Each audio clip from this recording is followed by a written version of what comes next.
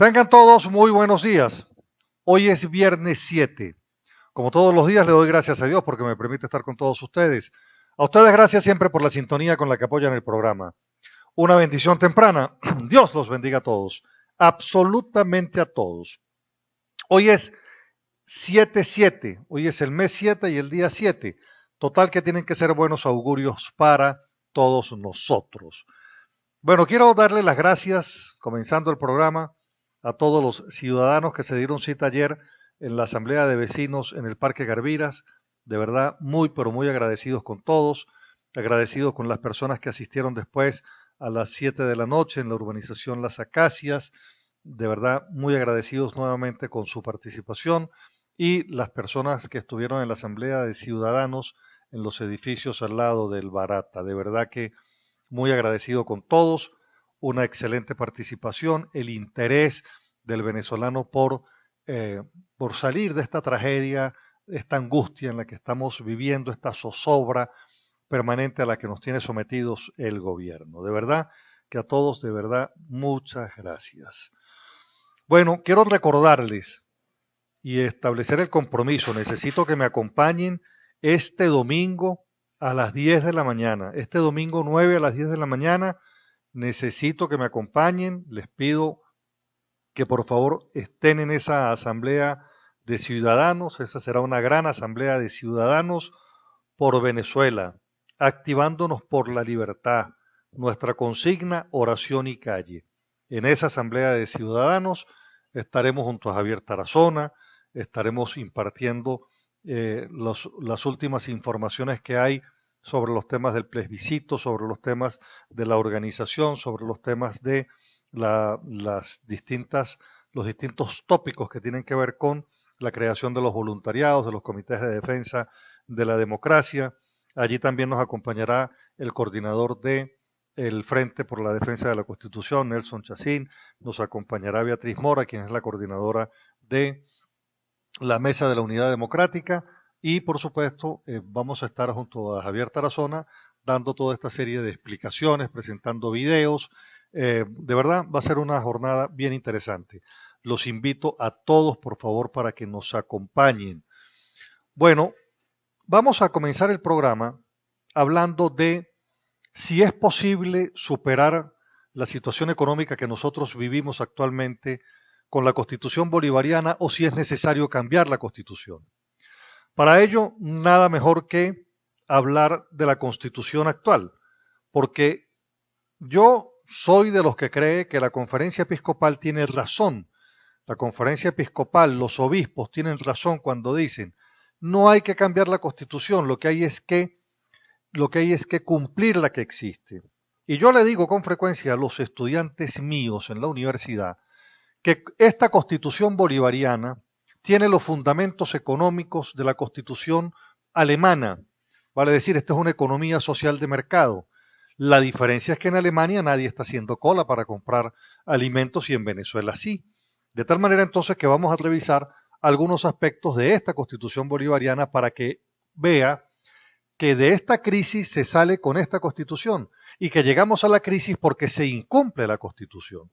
De esa manera, vamos a ver en el artículo 299 del régimen socioeconómico y la función del Estado en la economía. Dice de la siguiente manera: el régimen económico de la República Bolivariana de Venezuela se fundamenta en los principios de justicia social, democracia, eficiencia, libre competencia. Aquí tenemos el primer elemento, la libre competencia. ¿Qué quiere decir la libre competencia? Que aquí pueden participar por rama e industria, por sector, la cantidad de empresas que se puedan constituir sin ningún tipo de limitación. Yo puedo tener una fábrica de cauchos y 10, 15, 20 personas pueden tener también fábrica de cauchos. Yo puedo tener en el ejercicio de la libre competencia un abasto y pueden haber miles de abastos. Yo puedo tener en el ejercicio de la libre competencia una distribuidora de alimentos y pueden existir miles de distribuidoras de alimentos. Yo puedo tener una finca para producir ganado de carne y pueden existir miles de ganaderos de carne. Vale decir, existe libre competencia, ¿verdad? Otro de los principios, la productividad. Productividad, por cierto, que no existe hoy en Venezuela. El Estado, dice, fíjese esta otra cosa que dice, el Estado, conjuntamente con la iniciativa privada, el Estado conjuntamente con la iniciativa privada, ese es un mandato, ese es un principio del sistema económico. Ustedes saben que los principios no se pueden ni siquiera cambiar, no se pueden ni siquiera cambiar. Esto es un debate de otro tipo ahorita, pero los principios que están en la Constitución, por haber sido una constituyente originaria la que hizo esta Constitución, estos principios no se pueden ni siquiera modificar por esta balurda constituyente que están convocando de manera ilegal. Dice, el Estado conjuntamente con la iniciativa privada. ¿Y qué es lo que nos ha sucedido a nosotros? Que la iniciativa privada la fueron moliendo, la fueron cerrando. Pero fíjese lo que dice el artículo. El Estado, conjuntamente con la iniciativa privada, promoverá el desarrollo armónico de la economía nacional a fin de lograr fuentes de trabajo. ¿Por qué dice lograr fuentes de trabajo? Porque el mayor empleador es el sector privado. Sigo en el artículo. Alto valor agregado nacional, elevar el nivel de vida de la población, vale decir, el artículo ordena elevar el nivel de vida de la población y no disminuir el nivel de vida de la población. Bueno, este es el primer artículo del principio de donde se fundamenta el sistema económico nacional. Ahora fíjese el artículo 305. Señala, el Estado promoverá la agricultura sustentable como base estratégica de desarrollo rural integral a fin de garantizar la seguridad alimentaria de la población, entendida como la disponibilidad suficiente y estable de alimentos en el ámbito nacional y el acceso oportuno y permanente a estos por parte del público consumidor. ¿Cómo les parece? Vale decir, la propia Constitución define cómo es el principio de seguridad alimentaria, no habla del CLAP, habla de que usted puede comprar la cantidad que quiera, la marca que quiera, en el lugar que quiera. Ahora bien, dice el artículo, la seguridad alimentaria se alcanzará desarrollando y privilegiando la producción agropecuaria interna. La producción agropecuaria interna, entendiéndose como tal la proveniente de las actividades agrícolas, pecuarias, pesquera y acuícola. ¿En qué estamos? Que este artículo en modo alguno se cumple porque en Venezuela todo se está importando. Se está importando. Y es ahí donde tenemos entonces problemas de forma importante. ¿Qué nos dice por demás otros artículos, por ejemplo, como el artículo 115? El artículo 115 dice, se garantiza el derecho de propiedad. Toda persona tiene derecho al uso, goce, disfrute y disposición de sus bienes. Quiere decir que está garantizada la propiedad privada. Está garantizada la propiedad privada. Otro de los artículos importantes, fundamentos del sistema económico venezolano, es la libertad económica. Dice de la siguiente manera, artículo 112. De hecho, este artículo siempre lo pregunto en todos los exámenes. Todas las personas pueden dedicarse libremente a la actividad económica de su preferencia. Obvio, si usted tiene derecho a dedicarse a la actividad económica de su preferencia, es porque el Estado tiene la obligación de estimular la actividad privada. Y es lo que dice a continuación el artículo, vuelvo y se lo digo, se lo repito. Todas las personas pueden dedicarse libremente a la actividad económica de su preferencia. El Estado promoverá la iniciativa privada, garantizando la creación y justa distribución de la riqueza, así como la producción de bienes y servicios que satisfagan las necesidades de la población, la libertad de trabajo, de empresa, de comercio y de industria. ¿Cómo les parece? Exactamente lo que no se hace en Venezuela. Pero por demás, tenemos además otros artículos que son interesantes.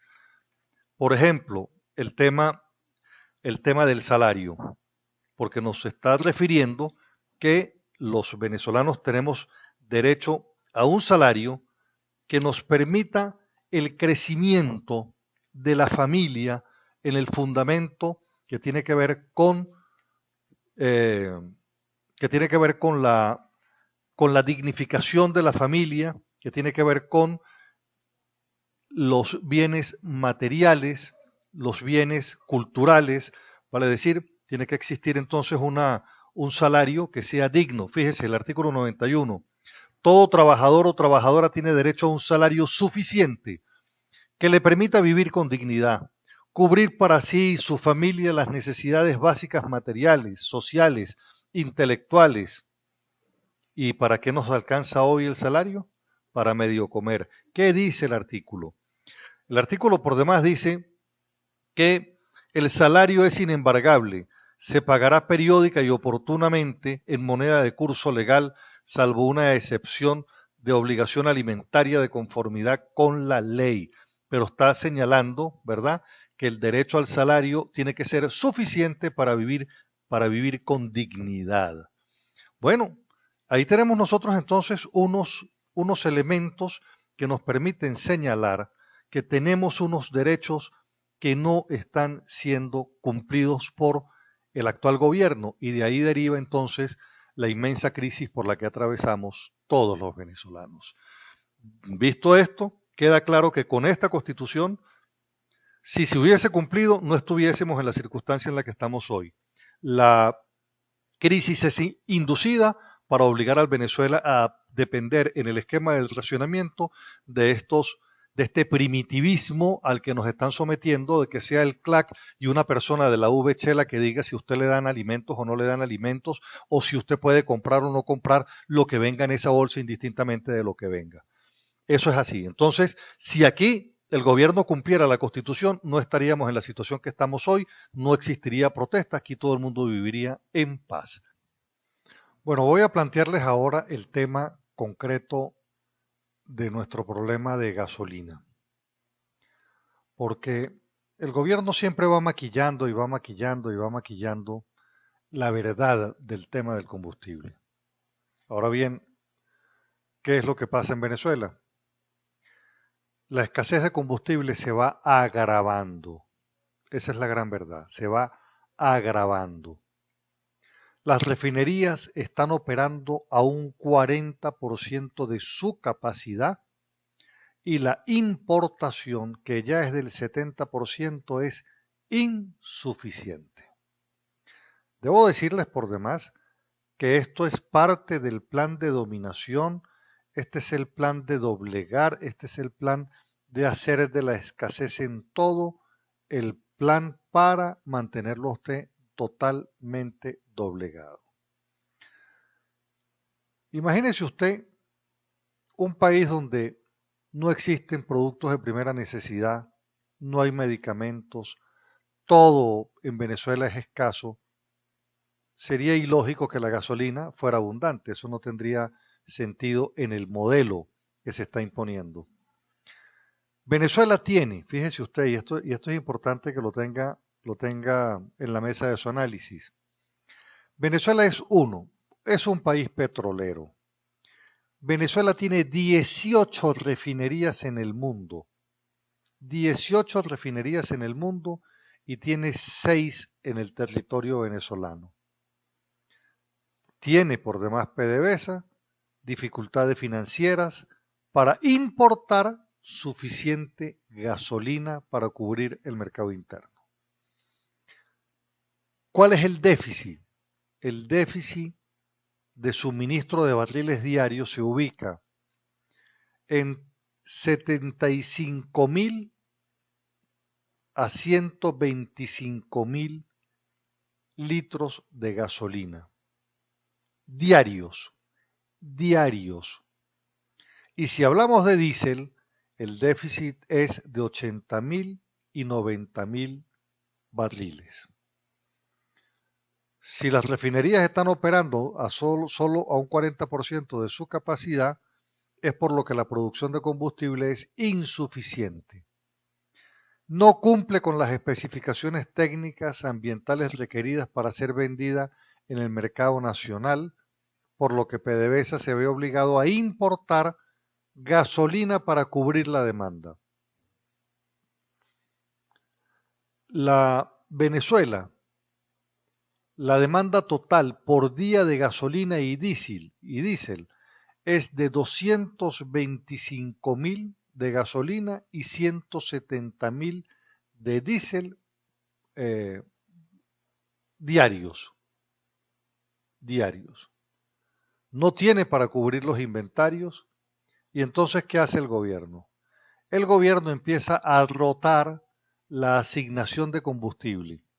Entonces, hoy le da combustible a un estado o a varios estados, genera las inmensas crisis que como nosotros hoy en el Táchira tenemos, largas y largas y largas colas que van colapsando carreteras, ciudades, pueblos, y entonces después aparecen, vamos a solucionar el caso del Táchira, aparece la gasolina y se genera las inmensas y largas colas en otros estados.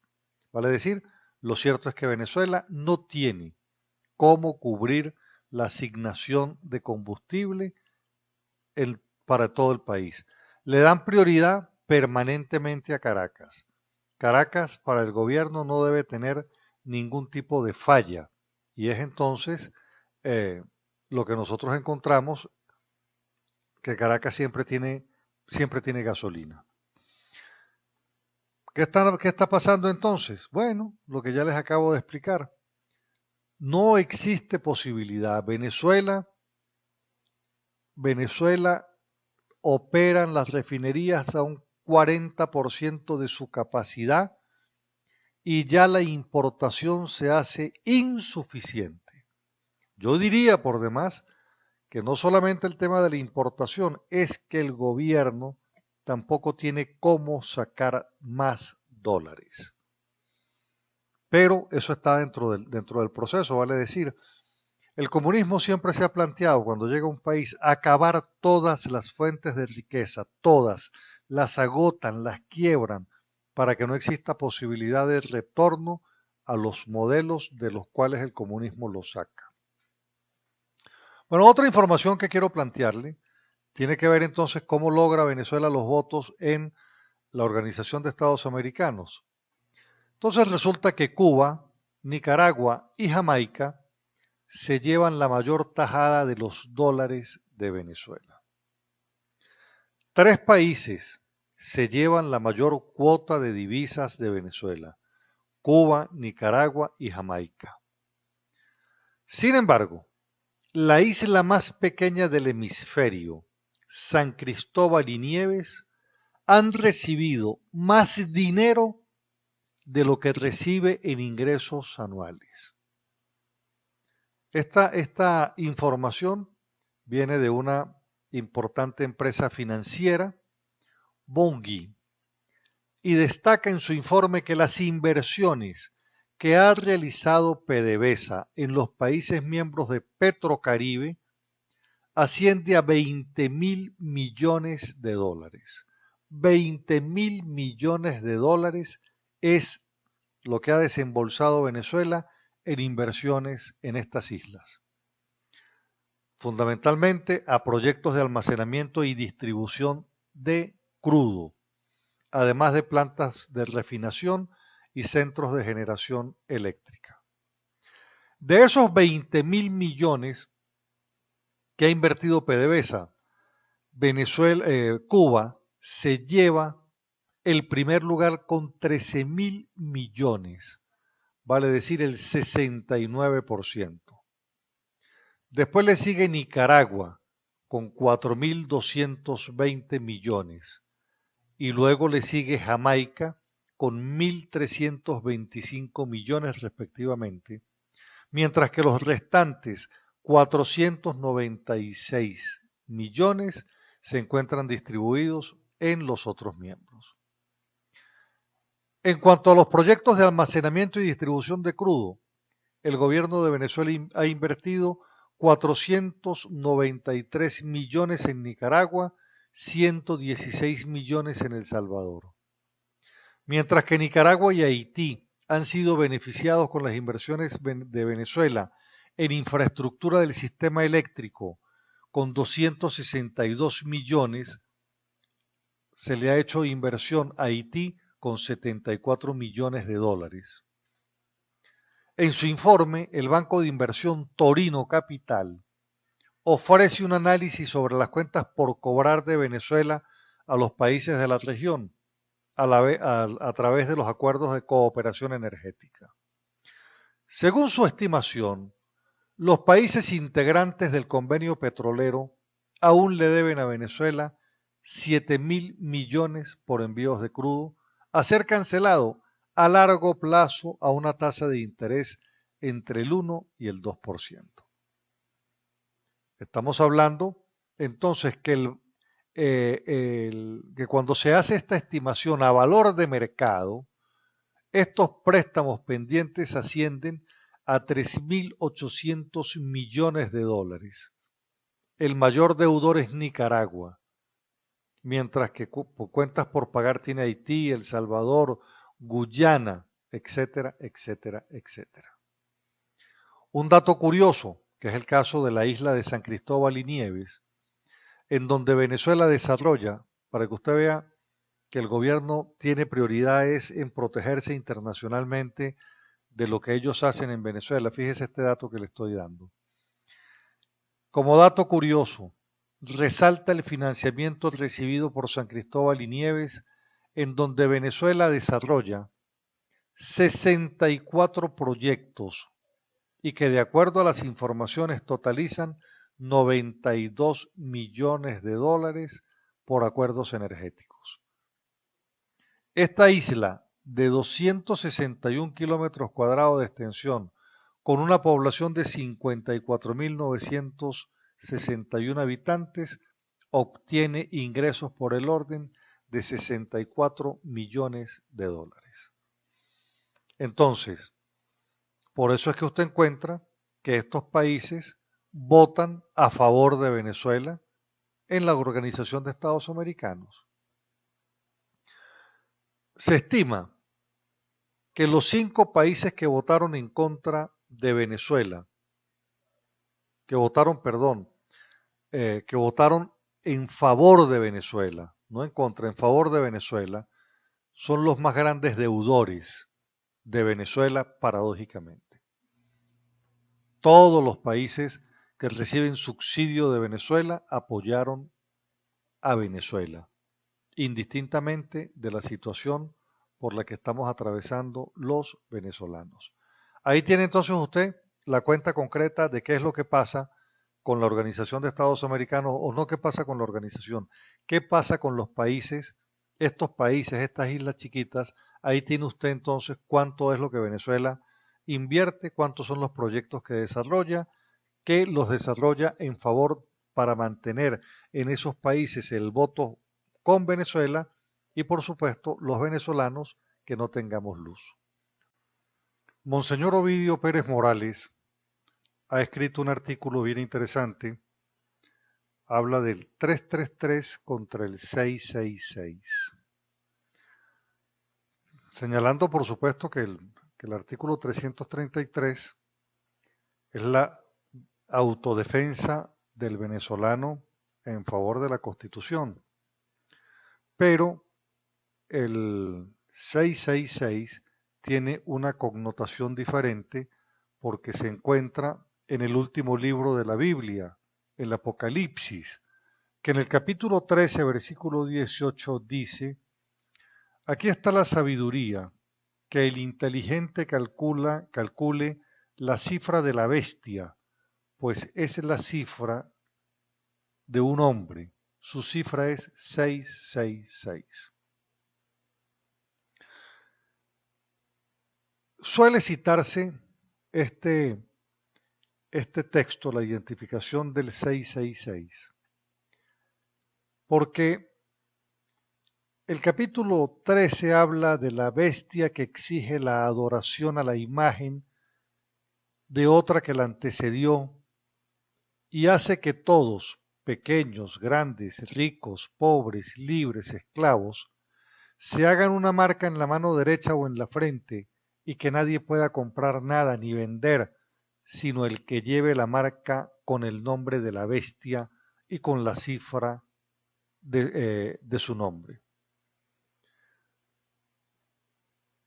Este sistema que deshumaniza a la población que lo excluye de todos los goces de sus derechos fundamentales y aún más busca animalizar, denominando rata, gusano, escuálido, calificativos revolucionarios que se anteponen al del humano, la devaluación, la aniquilación verbal, se pasa fácilmente de ella a la aniquilación física, el programa político ideológico que prima, vale decir, que tiene más prioridad sobre la atención alimentaria, sanitaria, de bienestar en la población. Esa subjetividad de las personas se diluye y lo que interesa entonces es la masa, el colectivo. Estamos entonces en el hecho de una personificación donde el Estado no es algo abstracto, sino encarnado en personas que se convierte en el omnipotente, que priva su centralización del poder y su personalización con su partido, así como lo hizo Hitler con el nacionalsocialismo. Entonces, estamos en presencia de una circunstancia que tiene que ver con lo que tiene que ver con el mal y cómo el bien tiene que imponerse sobre el mal al fin y al cabo. Estamos hablando de la militarización de la gente, de un clima beligerante de forma permanente. Se trata de imponer el pensamiento único que conduce a la hegemonía comunicacional, educativa. Lo religioso es restringido al culto cuando no es que se prohíbe totalmente su participación. Entonces, cuando se describe al régimen venezolano, se va describiendo entonces en esta, en esta, en esta fase, en este análisis del 666, porque todo lo que proyecta se viene haciendo desde el lado oscuro. Desde el lado oscuro. Se pretendió legalizar lo que en el 2007 los venezolanos votaron en contra en la reforma constitucional. Ahora se pretende estructurar, con la fraudulenta Asamblea Constituyente, un Estado comunista en el que la bestia imponga su 666 de control absoluto sobre la sociedad. Bueno, ¿usted qué piensa? ¿Cómo va a ser usted? Se lo dejo en la mesa de su análisis. Recuerda entonces que el próximo domingo, a las 10 de la mañana, Colegio de Ingenieros, esa es la cita, en la gran asamblea de ciudadanos que vamos a tener para compartir informaciones de organización sobre las acciones y las tareas pendientes.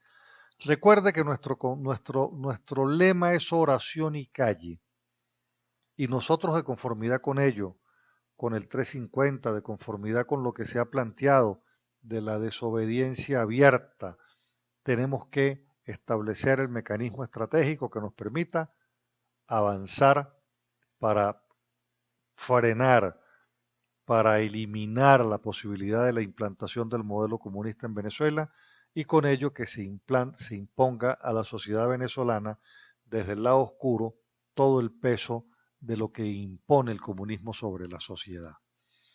Los espero el domingo, los espero a todas las personas que han participado en nuestras asambleas de ciudadanos y a los que no han participado en ellas también los espero. Espero a todos mis oyentes en esta asamblea de ciudadanos el próximo domingo. Me despido con este pensamiento. La soberbia es una discapacidad que suele afectar a muchas personas que se encuentran de golpe con una miserable cuota de poder. Dios los bendiga a todos. Regáleme usted a mí también su bendición. Nos encontramos el lunes con ustedes el domingo en el acto en el Colegio de Ingenieros a las 10 de la mañana. Dios los bendiga a todos. Regáleme usted a mí también su bendición. Que la preciosa sangre de Cristo nos cubra, proteja y selle siempre. Los quiero mucho. Que tengan un excelente día. Muchísimas gracias.